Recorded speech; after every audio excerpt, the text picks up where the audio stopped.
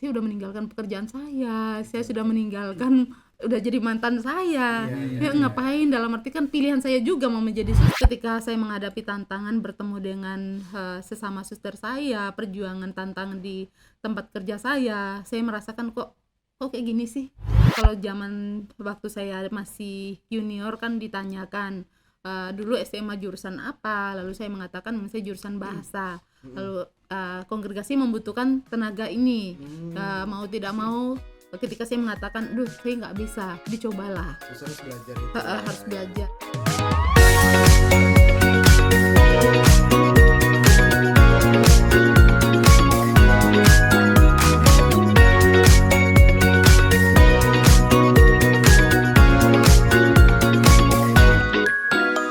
Halo teman-teman ST People, kembali lagi di podcast Stellar Media dan di sini saya ditemani oleh Pak Pras ya. Sebelumnya kita sempat podcast.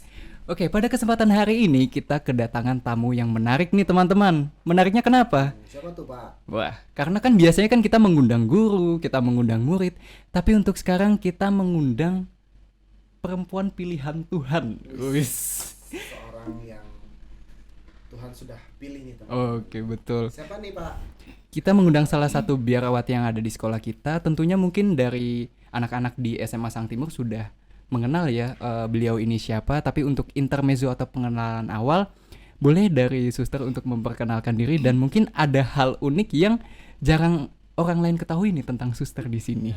Oke. Halo Pak Pras, Pak Bayu, selamat sore. Hai semua, selamat bertemu kembali. Saya Suster Catherine Maria PIJ. Saya SMA salah.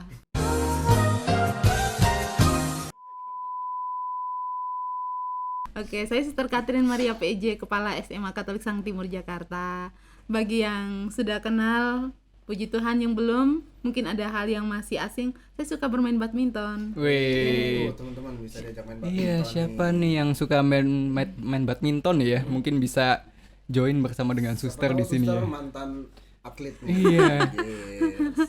Mantan apa atlet Pon. jarum. Pon ya gitu. Oke, baik teman-teman, sebelum kita masuk ke topik yang lebih mendalam lagi, di sini kita akan mengulik pengalaman atau masa lalu seorang suster itu menjadi biarawati itu seperti apa ya, Pak? Betul. Teman-teman bisa tebak nih kenapa suster bisa jadi yang seperti saat ini nih. Iya, apakah panggilan ini tuh ada ketika beliau masih kecil, masih duduk di bangku SD atau sedang menuju masa remaja, atau justru ada cerita di balik pengalamannya ya? Atau bahkan mungkin ada sosok nih Pak yang bukan sosok makhluk halus ya, sosok role model yang role kenapa model suster mungkin tuh ya bisa menjadi ingin menjadi seorang biarawati gitu. Atau justru jangan lagi, atau justru mungkin karena putus cinta ya teman-teman. Berat, itu berat sih. Berat. Apakah menjadi pelampiasan atau bagaimana? Wah. Berat, itu panggilannya. Oke, kita langsung aja nih Pak. Oh ya. Kita akan langsung mendengarkan cerita dari suster di depan kita. Oke, terima kasih. Perjalanan panggilan saya sebenarnya dari kecil ya. Ketika saya kelas 2 SD, saya karena tertarik melihat seorang biarawati kok kayaknya tenang, teduh banget. Lalu perjalanan menjadi anak-anak, remaja, seperti remaja pada umumnya. Lalu ketika SMA juga, waktu mau lulus juga, saya bertemu dengan seorang suster lagi yang datang ke sekolah. Saya pingin lagi untuk masuk biara. Namun ketika saya sampaikan kepada orang tua saya tidak mengizinkan. Lalu karena tidak diizinkan, ya sudah, saya melanjutkan hidup saya. Kebetulan saya kursus, selesai kursus saya bekerja. Saya bekerja sudah beberapa tahun, sekitar 3 tahun. Ketika bekerja, kebutuhan ekonomi saya tercukupi. Saya bisa membantu adik-adik saya. Lalu saya merasa ada kekosongan dalam hati saya, ada satu yang kurang. Saya pikir apa ya? Secara ekonomi saya sudah tercukupi. Saya sudah punya seseorang yang menemani saya, sahabat saya, yang dalam arti sekarang kayak pacar ya zaman itu. Tapi saya merasa ada satu yang kosong, yang kurang. Namun saya tetap ketika bertemu dengan suster itu saya merasa kok apa ya, lihatnya ada kedamaian, ada ketenangan dari seorang suster. Dari situ saya kembali memberanikan diri saya untuk datang kepada orang tua. Puji Tuhan bapak saya menyetujui, namun mama saya tidak menyetujui. Tapi karena memang saya sudah merasa bahwa saya sudah berjuang udah sekian tahun, dan juga waktu itu saya berjanji pada Tuhan, Tuhan, saya maksimal usia saya 25 tahun tuh saya harus menikah. Kalau lebih dari 25 berarti saya ada pilihan lain. Betul. Namun saya memutuskan untuk masuk biara di usia 23 tahun. Jadi sebelum ke 25 tahun ya. Akhirnya dari situ Bapak mengizinkan, walaupun Mama tidak mengizinkan. Ketika perdebatan panjang antara Bapak dan Mama, saya tetap menjalankan panggilan saya. Lalu masuk biara. Ketika di biara juga perjalanan baik, berproses bersama, belajar bersama dengan teman-teman yang masuk seangkatan dengan saya. Lalu suatu ketika mama saya sakit. Mama saya sakit, kebetulan saya berada di beda kabupaten. Kebetulan saya dari Flores. Saya di Kabupaten Ende, sedangkan biara saya di Maumere. Maka saya harus pulang ke kampung. Sebelum saya pulang ke rumah, saya pergi bertemu dengan Romo Paroki dulu. Saya menyampaikan, Romo, saya mau pulang ke rumah karena mama sakit. Romo Paroki menjawab, memangnya kalau kamu datang tuh mamamu sembuh? Saya mengatakan saya nggak tahu. Lalu Romo bilang begini, udah, kalau kamu mau jadi suster, nggak boleh ke kampung. Tetapi kalau kamu mau jadi suster, jangan ke kalau kamu mau jadi suster, jangan kembali ke kampung. Tetapi kalau kamu mau mengunjungi mamamu, berarti jangan kembali ke biara lagi. Akhirnya saya berpikir, saya udah meninggalkan pekerjaan saya sudah meninggalkan, udah jadi mantan saya. Ngapain? Dalam arti kan pilihan saya juga mau menjadi suster. Karena hidup dan mati juga kan bukan di tangan saya juga. Akhirnya sudah, saya kembali masuk ke biara, akhirnya melanjutkan perjalanan panggilan saya. Dan saya baru kembali ke rumah lagi tuh 2-3 tahun kemudian. Dan puji Tuhan ketika saya kembali ya, Mama walaupun masih berarti, puji Tuhan udah bisa menerima sih dengan saya udah pakai dengan baju suster, udah menerima, udah merasa ya sudahlah kalau memang itu pilihanmu ya sudah, kami mendukung. Pada gitu sih. menerima ya, menerima ya. Oke, menarik sekali ya teman-teman, prosesnya ya panjang sekali dan penuh tantangan. Justru ya, penuh malah lika-liku. susternya yang ninggalin pacarnya nih teman-teman. Wih, Tapi kalau boleh tahu ya, suster kan tadi dari mana? Flores? Iya, Flores ya. Suster kalau boleh tahu berapa bersaudara, suster? Saya 5 bersaudara. Wow. Iya. Suster anak Saya anak kedua. wah, anak Wah. kedua. Oh iya. Ini paling apa ya? Ya ibarat harus menjadi contoh ya buat adik-adiknya ya. Bisa menjadi contoh. Tapi kalau saudara-saudara suster sendiri gimana? Maksudnya apakah ada yang jadi panggilan juga untuk? Enggak, cuma saya sendiri. Oh, cuma suster ya. Suster, ketika berproses menjadi seorang biarawati itu apakah sempat ada keraguan atau momen gitu di mana suster mikir kayak perlu dipikirkan kembali gitu, suster? Ketika proses saya dari awal masuk sampai saya menjadi suster, kan kami proses kan dari masa namanya aspiran, postulan, novis, sampai kami kaul pertama atau profesi pertama itu sih bagi saya sih lancar-lancar aja ya, kan memang saya pingin kemauan saya, keinginan saya. Namun ketika saya malah menemukan keraguan tuh ketika saya malah sudah kalu kakal. Ketika saya menghadapi tantangan bertemu dengan sesama suster saya, perjuangan tantangan di tempat kerja saya merasakan kok kayak gini sih. Karena dulu ketika saya masuk tuh jadi suster tuh menurut saya tuh hanya berdoa, hanya di dalam aja, tapi ternyata kan enggak. Kita bisa berkegiatan kemana saja, kita bisa melanjutkan pendidikan juga. Di situ baru saya menemukan tantangan sih. Tetapi saya kembali memikir begini ya, yang pingin masuk biara kan bukan karena orang lain, kemauan saya sendiri. Dan juga untuk kami para suster Sang Timur itu ketika masuk biara, ketika kami profesi pertama, kaul pertama, yang kami terima adalah salib. Kalau salib kan mau nggak mau kan itu tantangan, kesulitan. Masa ketika profesi saya terima salib, masa salibnya saya lepas, itu kan sudah bagian hidup saya. Jadi seperti itu. Sangat sulit sekali ya ketika di kaul kakak loh Pak, maksudnya ya sudah menyerahkan seluruh jiwanya itu kepada Tuhan gitu, untuk Tuhan seperti itu. Tapi Pak, saya ini sedikit penasaran ya, ada satu hal yang menyelekit di saya itu yang persoalan mantan itu, suster.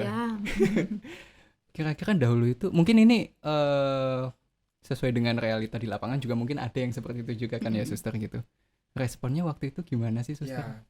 responnya pacarnya atau dari susternya itu seperti apa sehingga keduanya itu sama-sama mengikhlaskan gitu? Responnya kebetulan waktu itu pacar saya lagi kuliah di beda pulau juga, beda kota pula. juga. Saya di kota tempat asal saya, lalu pacar saya di beda lain kota ya. Ya saya menyampaikan keinginan saya, ya sempat kaget, kecewa, marah juga. Dalam arti kan dia mencoba untuk belajar, untuk mempersiapkan diri dengan rencana dan keinginan kami. Iya. Lalu saya mengatakan ya saya punya pilihan lain.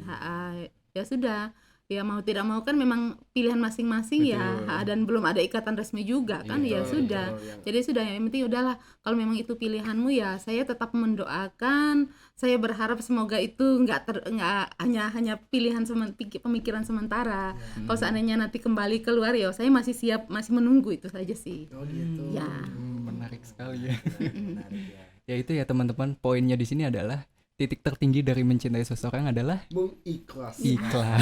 Itu teman-teman Demi ya. kebahagiaan yang dicintai. Iya, betul. Demi masa depannya Demi masa depan masing-masing masing-masing juga. juga, Ya, seperti itu. betul. Ya, pasti kan beliau ini merasa ada ya kecewa juga ya. Tapi kan mau gimana?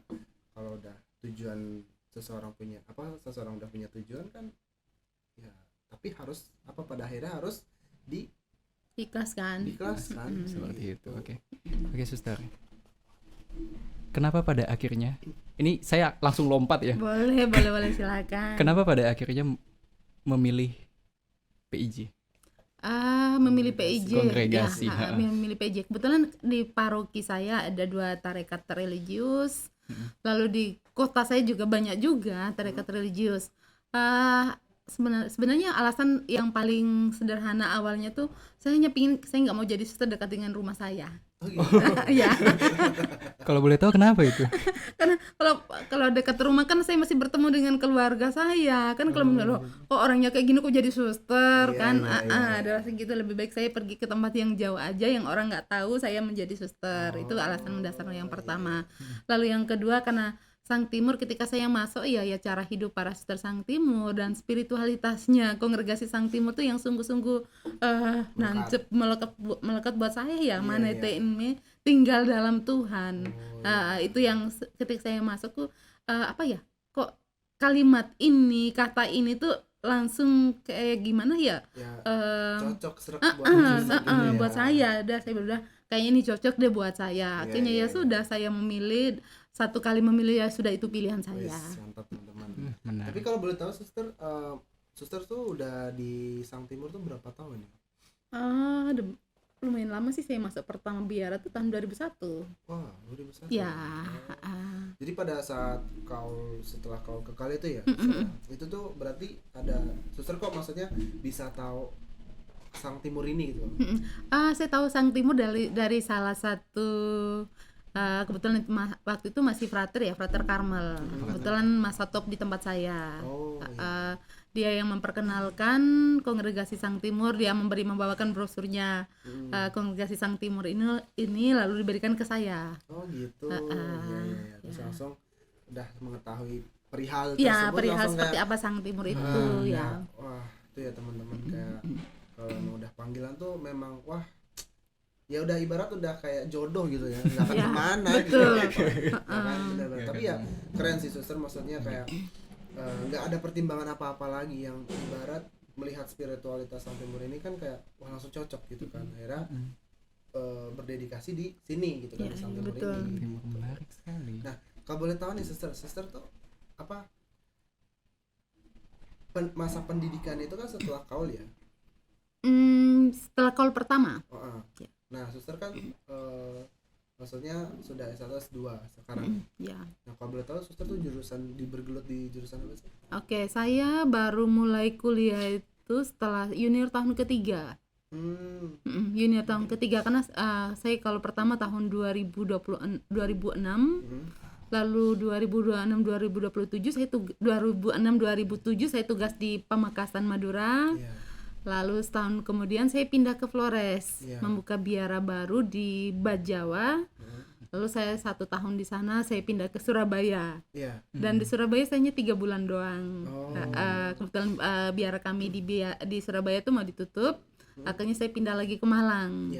Lalu dari Malang 1 tahun di komunitas novisiat. Saat ini saya pindah ke komunitas Jalan Bandung 2 Malang. Junior tahun keempat saya baru studi. Oh. Ya, saya baru ambil S1 pendidikan bahasa Inggris di Malang. Lalu ketika selesai studi, saya langsung ditugaskan sebagai kepala sekolah di SD Kasang Timur Malang. Ya, saya tugas 2 tahun. Selesai 2 tahun saya pindah ke Jogja, kepala SD Sang Timur Jogja juga. Iya. Dari sana di tengah-tengah melaksanakan tugas, saya diberi tugas untuk belajar lagi, kuliah ambil S2 di Jogja. Sama, Suster. Ya, ambil juga masih tetap pendidikan juga. Oh, iya. Selesai kuliah di Jogja, saya langsung diberi tugas untuk pindah ke Jakarta sampai saat ini. Wih, Ya. puji Tuhan. Itu ya guys, jadi mungkin ada yang berpikiran suster harus ngambil jurusannya agama gitu ya, guru agama gitu ya. Wah, kayak salah Pak, kita harus ngomong bahasa Inggris ini kayaknya. Kita apa namanya ya itu, pokoknya tidak harus itu ya suster ya mungkin ya. Ya, nggak harus pendidikan agama. Menjadi suster itu kan berbagai bidang karya yang bisa dipercayakan sesuai dengan kebutuhan kongregasi. Betul. Kebetulan kongregasi Sang Timur itu karya yang lebih banyak adalah karya di bidang pendidikan. Ya. Dan juga untuk pilihan mengambil di bidang pendidikan, bidang agama ataupun yang lain bukan karena kita mau. Jadi memang kita diberikan kepercayaan itu, diberi kepercayaan. Kalau zaman waktu saya masih junior kan ditanyakan dulu SMA jurusan apa, lalu saya mengatakan saya jurusan bahasa. Lalu kongregasi membutuhkan tenaga ini, mau tidak mau. Ketika saya mengatakan, saya nggak bisa, dicobalah. Suster harus belajar itu. Harus belajar, dan memang kami harus belajar taat juga. Walaupun memang nggak bisa karena kemauan. Ya pasti bisa lah kalau memang kita mau. Iya. Keren suster. Jadi kayak ya apa ya, belajar dari luar zona nyamannya gitu loh. Betul sekali. Sama kayak saya juga suster kan, saya kan dulu SMA-nya farmasi, SMK bahkan. Tapi panggilannya ya ternyata saya lebih suka sains nih. Ya udah saya akhirnya kuliahnya di matematika. Betul. Jadi suster ataupun romo itu tidak semua harus di bidang agama. Betul ya, harus di religiusnya itu ya. Jadi sesuai dengan kebutuhan masing-masing tarekat sih. Itu ya teman-teman, ilmu baru apa ya, info baru untuk kita semua ya. Untuk yang menjadi seorang biarawati ya perjalanannya ya seperti itu ya, prosesnya seperti mungkin itu. Di luar sana bagi teman-teman yang mau apa ya, menjadi seorang biarawati ya gitu ya, ingin melanjutkan pendidikannya ya, ternyata bisa ya teman-teman. Jadi nggak harus kalian udah menjadi seorang biarawati, ternyata perjalanan itu awal dari segalanya ya. Kita bisa melakukan mengikuti pendidikan berikutnya gitu. Dan untuk zaman sekarang biasanya ditanya dulu kita punya kemampuan apa, jadi bisa diskusi.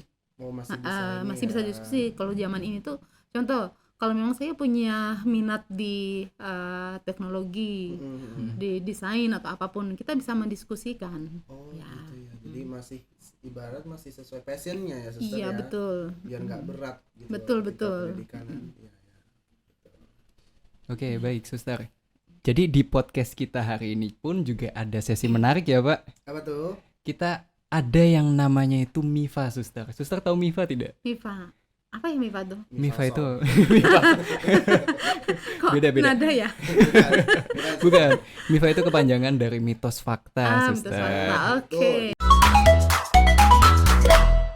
Mitos fakta ini, pertanyaan ini kita dapatkan dari teman-teman ST People yang ada di luar sana nih, yang sudah kita rangkum untuk kita tanyakan nih kepada suster. Oke, siap. Gitu. Oke. Jadi kita akan enjoy saja, kita akan have fun saja di sini. Bagi teman-teman yang punya pandangan lain dan persepsi lain, ya monggo dipersilahkan juga. Ini menurut persepsi dari suster sendiri, seperti itu. Sudah siap suster? Oke. Untuk pertanyaan yang pertama. Menjadi suster itu artinya harus meninggalkan semua kesenangan duniawi, mitos atau fakta suster? Fakta. Alasannya gimana suster? Alasannya karena memang yang pertama kita mengikatkan diri pada kaul-kaul kita, harus berani menyangkal diri.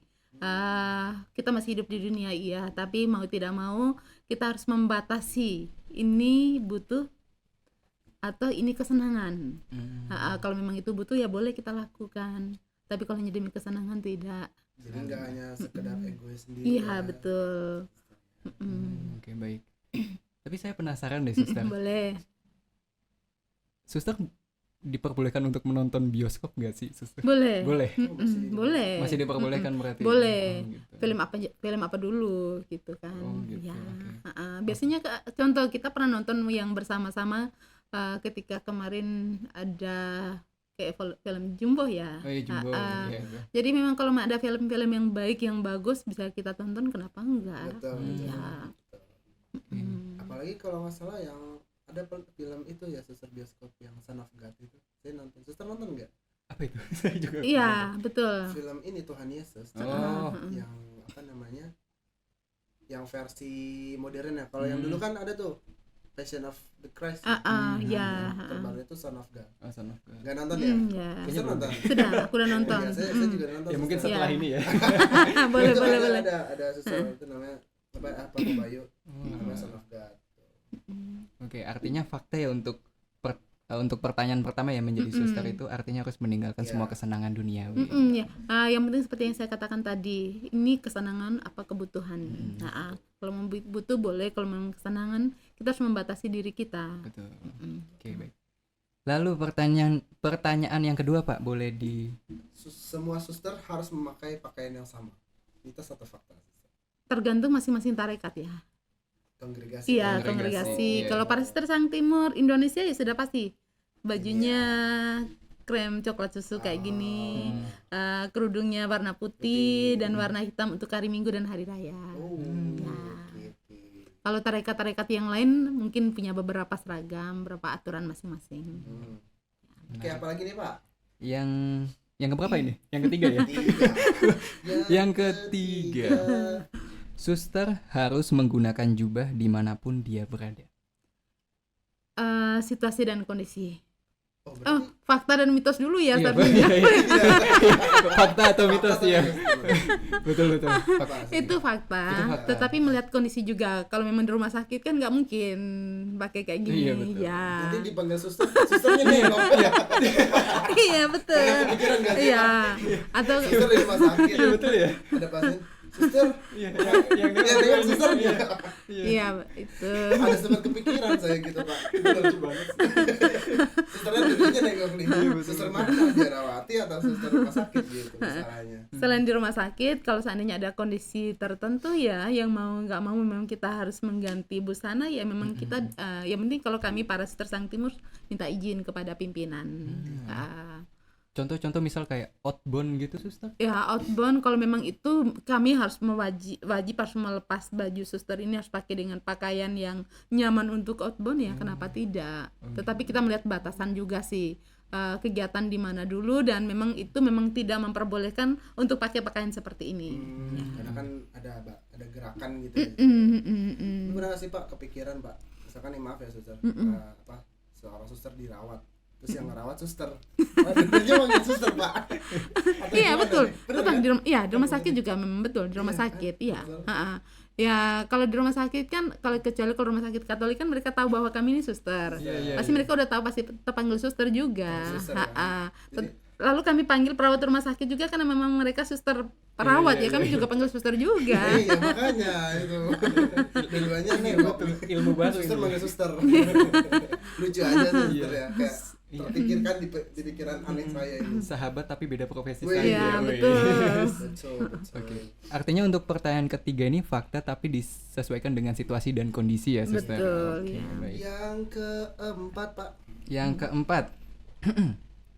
Ketika sudah menjadi biarawati atau termasuk bagian dari biara, artinya tidak boleh keluar lagi, Suster, dari biara tersebut. Mitos atau fakta, Suster?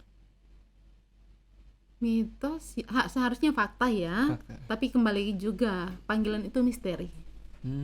Panggilan misteri. Kita nggak pernah tahu sampai kapan kita dipanggil Tuhan. Kembali daripada kitanya mau sampai kapan. Tuhan selalu memanggil kita. Dari kitanya mau bertahan untuk setia itu. Sampai akhir. Panggilan misteri, kita nggak pernah menentukan bahwa harapannya, idealnya saya sampai akhir hidup saya jadi Suster Sang Timur, amin. Amin. Ya, amin. Tapi kan kita nggak pernah tahu apa yang akan terjadi. Ya betul betul Mm-mm. banget. Hanya berdoa dan berharap semoga setia sampai akhir sih. Amin, Oke, amin, amin. amin. Pokoknya yang terbaik buat Yang Sang terbaik Timur ya. untuk Sang Timur ya. Oke, amin. Oke. Yang terakhir nih, Boleh silakan. banyak biarawati menempuh pendidikan tinggi S1, S2 dan S3 sebagai bentuk pengabdian kepada masyarakat setelah lulus. Mitos atau fakta, Suster? Fakta. Fakta sekali ya kalau yang ini. Oh. Tapi kalau boleh dilanjut ya Pak, apa berkaitan dengan pendidikan nih, kan kita kan konten kita kan terkait pendidikan. Kalau boleh tahu, Suster kan di awal tadi mengatakan udah mengetahui apa ya, mendapat informasi mengenai Kesang Timuran gitu ya. Terus pada akhirnya kenapa Suster ingin mendedikasikan diri itu di dunia pendidikan juga? Apa sih yang ingin Suster lihat gitu, apalagi di Indonesia nih? Ya. Oke, terima kasih sih untuk saya. Bagi Suster Sang Timur kita nggak pernah meminta kita mau tugas apa. Kami menghayati kaul ketaatan. Oh, Jadi kebutuhan kembali kepada kongregasi membutuhkan kongregasi melihat Suster Catherine punya kemampuan untuk bisa di pendidikan. Akhirnya distudikan di bidang pendidikan. Lalu setelah itu ditempatkan juga di lembaga pendidikan. Kan banyak para suster melihat Suster Catherine itu bisa nggak sih di sekolah di dunia pendidikan. Mungkin ketika tahun pertama, kedua saya di sekolah saya bisa, lalu diberi kepercayaan selanjutnya, lalu ya memang sampai sekarang saya di bidang pendidikan. Saya diberi kepercayaan. Jadi bukan karena saya memilih. Oke, ya. Jadi suster kita nggak pernah memilih. Apapun tugas. Tugas itu ya tugas dari pimpinan. Ya kita mau nggak mau, siap tidak siap harus siap karena kami menghayati kaul ketaatan. Ya. Kalian tuh teman-teman ya. Tapi kalau dari suster sendiri nih kan udah berapa tahun ya berarti di dunia ini pendidikan udah cukup lama juga sih saya ya. Jadi maksudnya mungkin dulu suster sudah ibarat suster pendidikan bahasa Inggris ya. Iya. Nah mungkin saya dulu masih murid nih kan, masih siswa kita berdua gitu kan. Nah suster dari tahun ke tahun sejak saat itu udah kecemplung di dunia pendidikan, apa sih yang melihat pendidikan di Indonesia itu gimana suster? Oke, untuk saya ya, karena memang sekian tahun dari saya berkarya dari tahun keempat junior tahun keempat itu ketika saya studi kan saya sambil membantu di sekolah juga untuk pendidikan ya kayak mungkin sudah menjadi passion saya juga ya karena sudah sekian tahun juga saya di bidang pendidikan. Buat saya pendidikan di Indonesia ini ya sesuatu yang sangat perlu diperhatikan karena kan untuk Sang Timur kan tidak hanya berada di Jakarta. Sang Timur saya mulai pendidikan pertama kali saya mengajar di Pamekasan Madura. Lalu saya mengajar di Malang dengan kondisi yang berbeda, di Jogja juga berbeda dan Jakarta ketika kemarin dari SMP 7 tahun dan sekarang saya di SMA. Bagi saya sih pendidikan itu sesuatu yang harus menjadi fondasi yang terus dikuatkan karena ini menjadi kekuatan bangsa ini bersumber dari pendidikan yang diletakkan dari dasar. Karena mau tidak mau perkembangan pembangunan apapun kalau pendidikannya kita kurang baik, kurang bagus, itu juga menciptakan tenaga juga yang kurang bagus. Maka mau tidak mau, siap tidak siap, dunia pendidikan, lembaga pendidikan perlu diperhatikan, perlu dikembangkan, perlu ditingkatkan terus. Keren teman-teman ya untuk dunia suster memandang dunia pendidikan itu ya memang masih harus terus dikembangkan gitu ya Pak Bayu ya. Betul. Apalagi kan anak-anak atau generasi berikutnya kan ya masa depannya bangsa. Betul. Generasi masa depannya bangsa, masa depannya gereja. Betul. Jangan melulu ada orang yang udah lebih ahli. Ya kita berharap maksudnya anak-anak ini lebih berharapnya pada orang tua yang sudah ahli itu. Kan justru kan generasi itu kan akan terus berlanjut. Betul. Ya, kalau menurut saya betul ya, saya juga setuju ya Pak Bayu. Jadi kayak pendidikan tuh akar dari segalanya menurut saya. Betul. Ya kan? Karena kan ya masa depannya di istilahnya akan dimajukan oleh mereka semua ini, anak-anak generasi yang generasi sekarang muda ini. Generasi muda ini gitu. Oke, mungkin untuk yang terakhir ya pesan-pesan yang bisa suster sampaikan kepada motivasi ya seperti itu kepada teman-teman di luar sana. ST people atau yang di luar sana ya seperti itu. yang Kira-kira ada mungkin mencari jati dirinya juga nih ya Betul, suster betul, ya. gimana motivasinya untuk pendidikan juga boleh suster silakan. Oke, ST People dan siapa aja deh yang yang menyaksikan ini, satu harapan saya berkembang majunya Indonesia, majunya dunia terletak di ST People ataupun juga generasi muda, maka jangan pernah lelah untuk berjuang, jangan pernah lelah untuk mencari, menemukan yang terbaik untuk diri sendiri, karena hasil tidak akan pernah mengkhianati proses. Maka setia dan tekun mengikuti proses yang ada. Lalu yang berikut, percaya bahwa sesulit, seberat apapun tantangan yang kita hadapi, Tuhan tidak pernah meninggalkan kita. Tuhan selalu ada dalam diri kita, manete inme. Wah, sing, amin. Tepuk tangan dulu dong, tepuk tangan. suster. Begitu ya teman-teman. Proses tidak akan mengkhianati hasil ya teman-teman. Jadi ya fokus kepada diri kalian, fokus pada tujuan dan masa depan kalian seperti apa. Karena kalian adalah generasi untuk Indonesia emas di tahun berapa Pak? Saya lupa. 2045. 45. Di 2045. Oke, baik. Terima kasih Oke, suster terima kasih suster. Sama-sama, makasih juga.